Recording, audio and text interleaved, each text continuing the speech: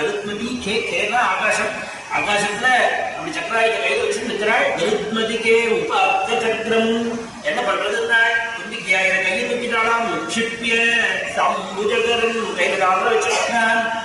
இரவாக திருச்சிராக்கு ஊன்னு கத்தினாளாம். எது கத்தினாள்? என்னை காப்பாத்துன்னு சொல்லலையாம், இந்த முதலை என்ன விடுதின்னு சொல்லலையாம், முதலைய வதம் பண்ணுன்னு சொல்லலையாம், என் ஜென்மாவை கரையேற்றுன்னு சொல்லலையாம், எனக்கு இன்னும் பிறகு இல்லாமல் இருக்கணும்னு கேட்கலையாம், என்னுடைய யானை கூட்டத்தில் கொண்டு போய் சேர்க்கணும்னு சொல்லலையாம், என் பந்துக்கள் எல்லாம் காமிச்சு கொடுன்னு கேட்கலையாம், எனக்கு அடுத்த ஜென்மா நல்ல ஜென்மாவா கொடுன்னு கேட்கலையாம், அஷ்டைஸ்வரிய சம்பத்தி கேட்கலையாம், எதுவும் கேட்கலையாம். உனக்கு நான் அடிமேல் மாத்திரம் சொன்னாரா கஜேந்திரன். நாராயணா அகில குரு நமஸ்தே நாராயணா அகில குரு. லோகத்துக்கெல்லாம் குருவிதானே, அப்பேற்பட்ட லோக குருவாக ஜெகத்குருவாக பிரகாசிக்கக்கூடிய உனக்கு நான் அடிமை. நீ என்ன வேணா பண்ணிக்கோ இந்த ஜீவனை. இந்த ஜீவனுக்கு யாரும் கிடையாது, எதுவும் கிடையாது. ஜீவனுக்கு ஜீவன்கிற எண்ணம் கூட கிடையாது.